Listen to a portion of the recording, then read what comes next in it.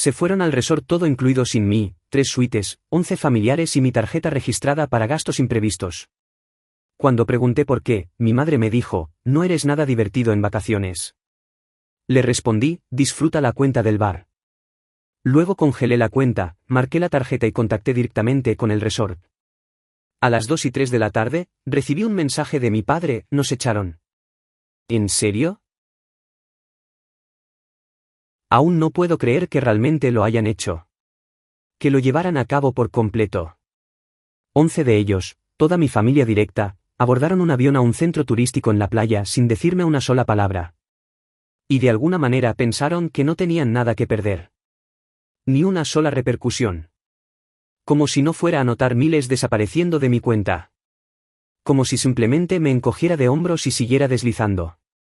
3 habitaciones con todo incluido. Una semana completa.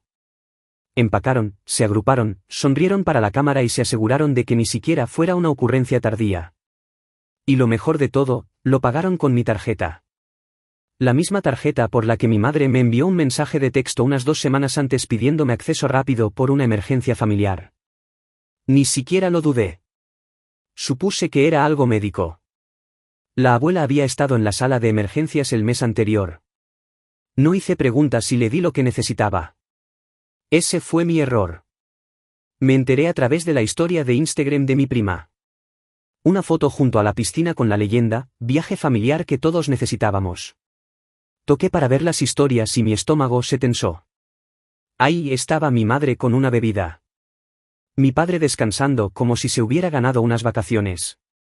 Mi hermana y su esposo, mi tía, mi tío, sus 3 hijos, incluso la abuela llegó. Todos menos yo. No dije nada de inmediato. Volví a ver las historias hasta que expiraron.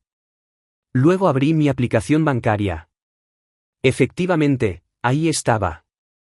Una serie de cargos a una agencia de viajes, boletos de avión, el resort, cada cargo vinculado a mi nombre. Revisé los totales, los números ni siquiera dolieron en ese momento. Fue el silencio, el cálculo, el hecho de que nadie pensó que me daría cuenta, o peor, que no les importara si lo hacía. Llamé a mi mamá. Ella contestó. Ni siquiera fingió estar sorprendida. Le pregunté por qué. Ella dijo, no eres divertido en vacaciones. Como si esa fuera una razón válida para excluirme. Como si todos hubieran tenido una reunión y decidieran que no valía la pena ni siquiera un asiento en el avión.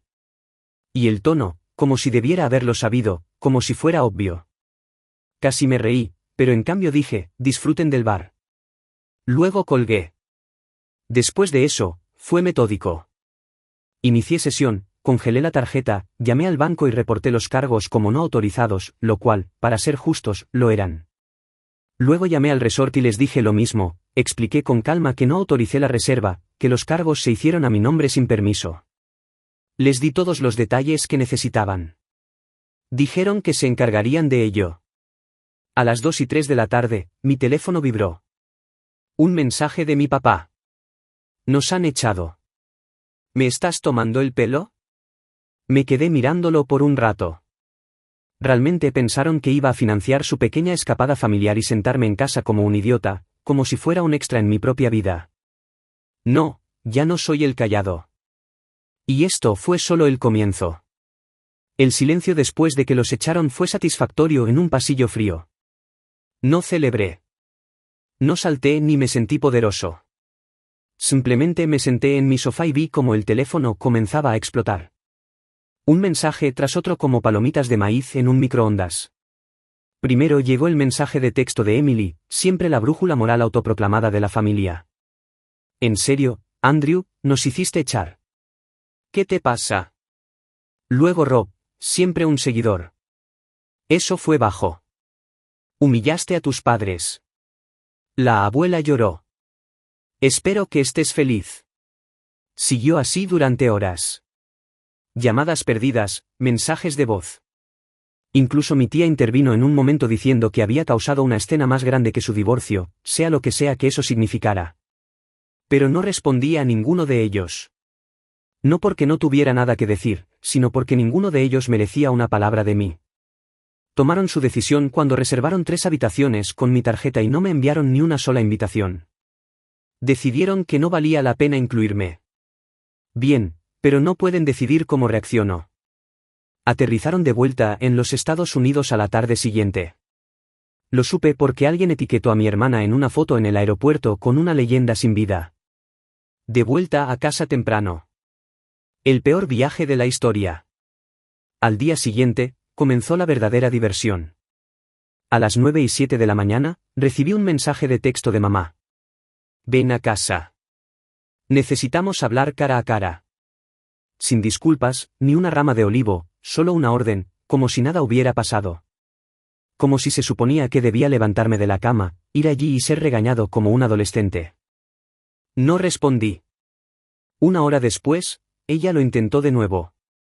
Así no es como la familia maneja los problemas. Sé un adulto y preséntate. Para el almuerzo, mi papá intervino con su enfoque habitual de fuerza bruta. Nos avergonzaste. Cruzaste la línea. Si no te presentas hoy, no te molestes en volver nunca. Me quedé mirando la pantalla. Era casi divertido.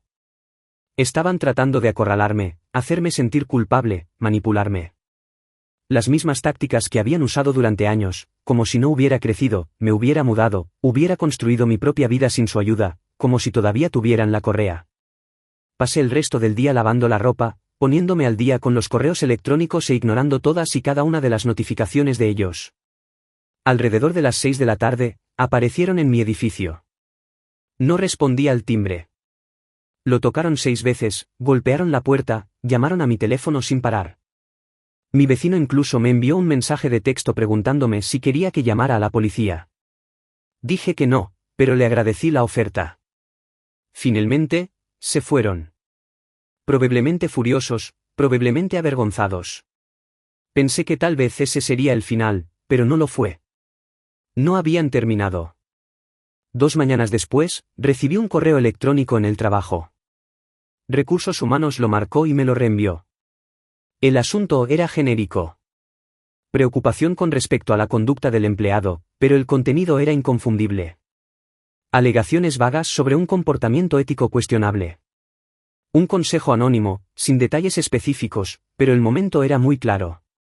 Estaban tratando de que me despidieran. Me senté allí mirando la pantalla. Mi corazón no latía rápido. No tenía miedo. Estaba furioso. No de una manera ruidosa y caótica. Del tipo frío y silencioso. El tipo que se queda. Fue entonces cuando entendí la imagen completa. No se trataba solo de unas vacaciones arruinadas. Querían lastimarme, quitarme algo, castigarme por no jugar solo, por no ser el hijo obediente y callado que simplemente se dejaba robar y se reía del moretón. Pensaron que eran los únicos capaces de jugar sucio. No tenían idea de lo que se avecinaba. La queja en el trabajo se desvaneció en 2 días. Recursos Humanos me llamó, hizo algunas preguntas de rutina y luego me dijo que no me preocupara. Sabían que no era nada. Tenía un expediente limpio, sólidas evaluaciones de desempeño y la mitad de mi equipo había respondido por mí antes de que comenzara la reunión. Pero el daño no era realmente el punto. Era el mensaje. Estaban dispuestos a cruzar las líneas. Me senté en mi apartamento esa noche, con el teléfono boca abajo sobre la mesa, pensando en la pura locura de todo esto. Se fueron de vacaciones sin mí. Usaron mi tarjeta, los atraparon, los echaron y ahora estaban lanzando estos pequeños ataques como si esto fuera una guerra. Como si los hubiera traicionado. Esa noche, dejé de pensar en ellos como mi familia. Empecé a pensar en ellos como personas que solía conocer. Empecé a hacer lo que debería haber hecho hace años. Me volví metódico. Saqué todos mis estados financieros de los últimos 12 meses y los revisé. Encontré 6 transacciones separadas que no había realizado. Algunas eran pequeñas, otras no. Una era un hotel en Florida. Otra era un coche de alquiler. Algunas eran solo pedidos de Amazon que no reconocía. Revisé la dirección de envío. Era la casa de mis padres. Luego revisé mi crédito. Alguien había abierto una tarjeta de tienda a mi nombre 2 días después de que terminaron las vacaciones. Compré casi $3,000 en productos electrónicos y la agoté. Misma dirección de facturación, mismo apellido. Ni siquiera lo dudé. Presenté un informe policial, fraude, robo de identidad. Les di todo, nombres, fechas, capturas de pantalla. Adjunté los cargos de las vacaciones también, por si acaso. También bloqueé mi crédito en las 3 agencias. Nadie iba a tocar mi nombre de nuevo. Lo siguiente que hice fue escribir una publicación. No nombré nombres. No necesitaba hacerlo. Para aquellos que preguntan por qué mi familia regresó temprano de sus vacaciones, reservaron todo el viaje a mis espaldas y usaron mi tarjeta para pagarlo. Cuando me enteré, cancelé el pago. Desde entonces, han tratado de arruinar mi trabajo y han abierto cuentas a mi nombre. He presentado cargos. Ya no voy a ser amable. En cuestión de horas, la publicación explotó. Los comentarios llegaron en avalancha. Algunos confundidos, otros de apoyo, algunos sorprendidos, pero no sorprendidos. Lo que no esperaba eran los mensajes privados. 2 primos segundos con los que no había hablado en años me enviaron mensajes diciendo que habían tenido experiencias extrañas con mi madre o Rob en el pasado. Uno de ellos me dijo que Rob trató de que ella sacara un préstamo para él cuando tenía 19 años, afirmando que era para una oportunidad de negocio. Cuando dijo que no, toda la familia la ignoró. Aparentemente, este tipo de cosas había estado sucediendo durante años. Manipulación silenciosa, dinero pasando de un lado a otro, viajes de culpabilidad cuando alguien se resistía y luego silencio como un patrón del que nadie hablaba. 2 días después de que publiqué, llegué a casa y encontré una carta metida debajo de mi puerta. Mi nombre estaba escrito en la parte delantera. Era de mi madre. 4 páginas escritas a mano, por ambos lados. Comenzó suave, como si estuviera tratando de sonar racional. Estamos decepcionados. No esperábamos esto de ti. Ventilar los trapos sucios a extraños. La familia no hace eso. Pero se desmoronó rápidamente. Acusaciones, culpa, amenazas veladas como advertencias. Escribió que los había humillado, avergonzado a la abuela, le había dado la espalda a las personas que me criaron y me alimentaron. Ella dijo, necesitas corregirlo antes de que sea demasiado tarde. Y la última línea, nos has obligado a actuar. Si quieres conservar lo que tienes, piensa muy bien en lo que haces a continuación. Doblé la carta cuidadosamente y la guardé en una carpeta. No tenía miedo. Simplemente había terminado. Terminé de fingir que esto era recuperable. Terminé de actuar como si la sangre fuera una razón para dejar que te usen. Pensaron que podían hacerme sentir culpable para que guardara silencio. Luego intentaron sabotear. Y ahora me estaban amenazando. No sé qué están planeando, pero yo también he empezado a planear. Están a punto de aprender algo que deberían haber sabido hace mucho tiempo. No me quedo callado y no pierdo. Las amenazas no me sacudieron. En todo caso, aclararon las cosas. Dejé de pensar en lo que sucedió como un drama familiar y comencé a tratarlo como lo que era, un intento calculado y continuo de controlarme y silenciarme. Querían influencia. Querían que tuviera miedo. Querían que volviera a ese viejo papel, el que simplemente daba, se quedaba callado y decía gracias cuando terminaba. En cambio, hice todo más fuerte. Envié copias del informe de fraude con tarjeta de crédito a las 3 agencias y agregué el número de informe policial. Empecé a trabajar con una amiga mía, Rachel, que es abogada. Nada formal todavía, pero me dio consejos. Guarda los recibos, registra todo y no te involucres a menos que sea a través de canales legales. Seguí cada palabra. Luego envié un segundo mensaje. Esta vez, solo un correo electrónico familiar, sin lujos, directo y sencillo. Sé que algunos de ustedes han estado escuchando cosas. Esto es lo que realmente sucedió. Lo desglosé todo. La tarjeta, los cargos, las vacaciones, el fraude después de la queja de recursos humanos, la cuenta de la tienda abierta a mi nombre, los números de los informes policiales, todo. No pedí simpatía. No pedí ayuda. Simplemente expuse los hechos. Luego terminé con esto. Si eliges creer su versión, ese es tu derecho. Pero entiende esto, habrá consecuencias legales y ya no protegeré a nadie. Ese correo electrónico desencadenó una reacción en cadena que no podría haber escrito mejor. Algunos parientes se quedaron callados. Otros se acercaron en privado tratando de averiguar de qué lado debían estar. Algunos, como la tía Jene, sorprendentemente se pusieron de mi lado de inmediato. Dijo que siempre sospechó que algo andaba mal con la forma en que mamá manejaba el dinero. Pero la mejor parte, 3 días después, recibí una llamada del detective asignado a mi caso. No fue una llamada larga, solo una actualización. Estaban investigando.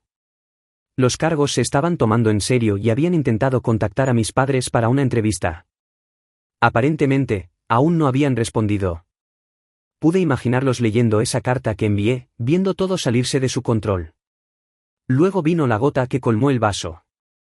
Aparecieron en mi oficina. Estaba en mi escritorio terminando un informe cuando la recepción llamó. Dijeron que mi madre y mi padre estaban abajo negándose a irse a menos que saliera a hablar con ellos. Le dije a seguridad que los rechazara. Más tarde esa noche, me enviaron un correo electrónico, ambos. Una cuenta compartida de Gmail que ni siquiera sabía que tenían.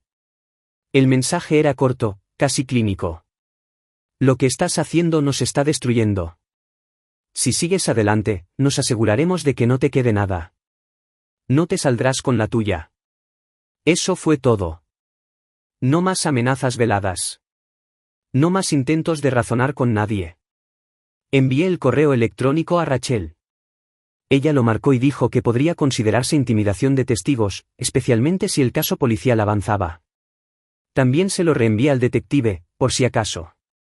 Esa noche, dormí mejor que en meses. Querían arruinarme. Ahora, eran ellos los que estaban en espiral, agarrándose, amenazando, fracasando, y no habían terminado, pero yo tampoco. El correo electrónico de su extraña cuenta compartida de Gmail marcó un cambio. Antes, su comportamiento había sido manipulador, desesperado, egoísta. Ahora se estaba volviendo más oscuro. No te saldrás con la tuya. Esa línea se quedó conmigo. No porque tuviera miedo de no hacerlo, sino porque confirmaba lo que ya sabía. No tenía ni idea de en quién me había convertido. A la mañana siguiente, mi casero me envió un correo electrónico. Dijo que alguien llamó fingiendo ser yo y pidió acceso a mi unidad para recoger algunas cosas mientras yo estaba en el trabajo. Afirmó que era una emergencia. Afortunadamente, le pareció sospechoso y no los dejó entrar. Pero eso fue todo para mí. Cambié las cerraduras esa tarde. Instalé una cámara junto a mi puerta. No es paranoia, solo matemáticas. Estas personas habían demostrado que no les importaban los límites. Esa misma semana, inicié el proceso de demandarlos. Ya no se trataba solo del dinero. Era el principio. El robo, el fraude, el acoso, todo. Rachel me ayudó a redactar la demanda civil. Robo de identidad, daños financieros, angustia emocional. La presenté en silencio. Sin anuncio, solo un golpe limpio. Se enteraron el lunes siguiente. ¿Cómo? Porque fueron notificados en casa frente a sus vecinos a media tarde. Emily fue la primera en reaccionar, por supuesto. Envió un mensaje de voz que no me molesté en escuchar. Simplemente lo guardé, lo etiqueté y seguí adelante. Cada mensaje de texto de ellos, cada mensaje de voz enojado, cada amenaza a medio cocer iba ahora a una carpeta. Evidencia. Luego vino la campaña de difamación. Comenzaron a publicar en línea. No directamente sobre mí, sino con indirectas sutiles. Algunas personas aman destruir su propia sangre y hacerse la víctima. Cosas así. Emily publicó una foto de mamá llorando y escribió algo como, cuando tu propio hijo te demanda y no le importa a quién lastima. No respondí. En cambio, contacté silenciosamente al resort donde se reservaron las vacaciones. Había estado esperando el momento adecuado. Resulta que, dado que presenté el informe de fraude y revertí el pago, también estaban investigando por su cuenta. El gerente del resort recordó el incidente, recordó que el grupo se puso agresivo cuando se les pidió que se fueran. Incluso mencionó que causaron una pequeña escena en la recepción. Le pregunté si podía poner algo por escrito. Él dijo, claro. Así que ahora tenía pruebas no solo de los cargos, sino de cómo actuaron cuando todo se vino abajo. El detective me llamó de nuevo esa semana. Dijo que estaban avanzando con una investigación formal y que podrían necesitar traerlos. Aparentemente, finalmente habían respondido y su historia ya se estaba desmoronando. Algo sobre permiso y malentendidos familiares. Era patético. Y luego, como si no hubieran destruido ya todos los puentes, intentaron una última carta. A la abuela, la involucraron. Me enviaron una foto de ella en una cama de hospital, ni siquiera reciente. Con el mensaje, no le queda mucho tiempo. Ella quiere verte. No dejes que muera pensando que los odiabas a todos. Fue lo más bajo que habían llegado. Llamé al hospital. Ni siquiera estaba ingresada. Había tenido una cita de rutina el día anterior y se había ido a casa. Entonces, les envié un último mensaje. No me contacten de nuevo a menos que sea a través de un abogado. Ustedes hicieron su cama. Acuéstense en ella. Y luego bloqueé todos los números, todos los correos electrónicos, todos los perfiles. Lo que no se dieron cuenta, o tal vez lo que se negaron a creer, era que ya no estaba luchando por ganar. Ya lo había hecho. Pasaron semanas. Por primera vez en meses, las cosas se calmaron. No pacífico. Eso habría requerido una resolución real, pero silencioso. El tipo de silencio que te permite escuchar el aire zumbando en tu apartamento. La demanda estaba en marcha. La investigación estaba abierta y los habían aislado por completo. No más mensajes de voz, no más dramas apareciendo. En mi puerta. Empecé a sentir que volvía a tener una vida. Luego recibí una llamada de un número desconocido. Dejé que sonara. Minutos después, llegó un mensaje de voz. No quería escucharlo, pero la curiosidad ganó. No era de mamá, ni de papá, ni de Emily. Era de mi primo Mark. Sonaba incómodo. Dijo que quería hablar, que no se trataba de elegir bandos, sino de algo que necesitaba saber. Le devolví la llamada con cautela. Fue directo al grano. Estaban planeando algo. Aparentemente, después de que llegaron los documentos legales, mis padres habían comenzado a difundir una historia. No una defensa legal, una pública.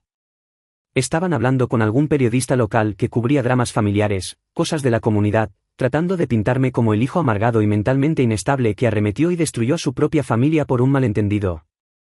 Tenían fotos, mensajes de texto falsos, incluso una versión de los hechos en la que yo ofrecía pagar el viaje y cambiaba de opinión en pleno vuelo. Querían un artículo de ataque, su versión de la historia. Un último intento de dar la vuelta a la narrativa y salvar su reputación. Mark dijo que escuchó una conversación entre mi papá y Rob en una barbacoa y decidió contármelo porque él había pasado por algo similar, una pelea con Rob hace años que casi arruina su matrimonio. Él dijo, ojalá alguien me hubiera advertido en ese entonces. Fue entonces cuando supe cómo tenía que terminar esto. Llamé a Rachel, le expliqué todo. Preparamos una carta de cese y desistimiento para mis padres y Rob, advirtiéndoles de las consecuencias legales si me difamaban públicamente. Luego hice algo que no había hecho desde que esto comenzó. Fui a ver a la abuela. Estaba sentada en el porche cuando llegué envuelta en una manta a pesar de que hacía calor. No parecía sorprendida de verme. No hablamos de la demanda, ni del viaje, ni de la familia. Solo hablamos del jardín, del gato de su vecino, de la extraña recaudación de fondos de la iglesia local. Justo antes de irme, ella dijo una cosa. Siempre supe que eras el fuerte. Y eso fue todo. Conduje de vuelta a casa, bloqueé el número de Mark, no porque estuviera enojado, sino porque había terminado de dejar que incluso las personas bien intencionadas me arrastraran de vuelta a su órbita. Semanas después, la demanda llegó a las conversaciones de acuerdo. Se ofrecieron a reembolsarme, más los honorarios legales, a cambio de un acuerdo de confidencialidad. Dije que no. Ya no estaba interesado en su dinero. Quería que el registro permaneciera. El daño ya estaba hecho. Lo que importaba ahora era que no pudieran borrarlo, no pudieran reescribirlo, no pudieran enterrarlo debajo de otra historia falsa. Lo último que escuché fue que todavía estaban tratando de reconstruir su imagen en silencio, desesperadamente. No me importaba. Trataron de borrarme de sus vidas y yo los dejé, pero no sin antes asegurarme de que nunca lo olvidaran. Han pasado poco más de 4 meses desde que todo se hizo público. La demanda, la investigación, la caída de la familia. Las llamadas se detuvieron, los ataques en línea se desvanecieron y todo el circo que se había apoderado de mi vida se calmó. Supuse que finalmente habían aceptado la realidad y se habían retirado al control de daños. Tal vez esperaban que lo olvidara. Tal vez solo estaban esperando un momento para atacar de nuevo. Pero nada de eso sucedió. Lo que sí sucedió fue algo mucho más aburrido. Y de alguna manera, eso lo hizo más real. Un sobre sencillo apareció en mi buzón la semana pasada. Sin dirección de remitente, solo mi nombre y una escritura cuidadosa, ligeramente temblorosa. Supe que era de mi papá en el segundo en que lo vi. Dentro había un cheque, la cantidad exacta que cargaron a mi tarjeta por el resort, hasta el centavo. Sin intereses, sin extras, solo eso. Y una nota corta escrita en su estilo contundente habitual. Esto debería cubrir todo. Supongo que esto termina aquí. Sin disculpas, sin explicaciones, ni siquiera una firma, solo una transacción. Un intento silencioso de barrer meses de mentiras, fraude y manipulación debajo de la alfombra con un pedazo de papel y una frase garabateada. No lo cobré. No respondí. Lo dejé caer en un sobre, grapé una copia del informe policial y lo envié de vuelta a su dirección. Sin nota, sin mensaje, solo un recordatorio de que esto no era algo que pudieran resolver con un cheque. No esperaba sentir mucho después de eso, pero lo hice. No fue alivio. Fue algo más parecido a la confirmación de que no lo sentían, de que no habían aprendido nada. Que en sus mentes yo era el problema por defenderme, no ellos por robar. Desde entonces, me he centrado en reconstruir las cosas que intentaron quitarme. Me reuní con un asesor financiero, bloqueé todos los posibles puntos de vulnerabilidad. Cada cuenta tiene alertas. Mi crédito se está recuperando. Tengo un seguro legal ahora. Incluso abrí una cuenta de ahorros en un banco separado solo para mi tranquilidad. Y empecé a ver a un terapeuta, no porque me estuviera desmoronando, sino porque quería entender por qué dejé que llegara tan lejos, por qué ignoré las señales de alerta durante tanto tiempo, porque la culpa tenía tanto control sobre mí. Resulta que, cuando creces en una familia que opera con vergüenza y silencio, lleva un tiempo aprender que protegerte no te convierte en el villano. También he empezado a salir de nuevo. Su nombre es Maya. Nos conocimos a través de amigos en común en una noche de trivia, y es la primera persona en años que no me hace sentir que necesito explicarme solo para ser comprendido. No le he contado la historia completa, todavía no. Pero le he contado lo suficiente. Ella no se inmuta cuando digo, la familia es complicada. Ella solo asiente. La otra noche, tuve un sueño. Estaba en la cocina de nuestra antigua casa. Mi mamá estaba cocinando como si nada hubiera pasado, tarareando una de esas viejas canciones que solía poner en la radio. Me senté allí mirándola y se sentía normal, excepto que yo no estaba realmente allí. Incluso en el sueño, me sentía como un fantasma, como si hubiera entrado en algo que solía incluirme, pero ya no lo hace. Me desperté sin sentir nada, ni triste, ni enojado, simplemente había terminado. No sé si intentarán algo de nuevo. No me sorprendería de ninguna manera, pero ya no importa. Ya perdieron lo único que les quedaba sobre mí, el acceso. Esto ya no se trata de venganza. Se trata simplemente de que la vida siga adelante. Y por primera vez en mucho tiempo, realmente siento que estoy avanzando con ella.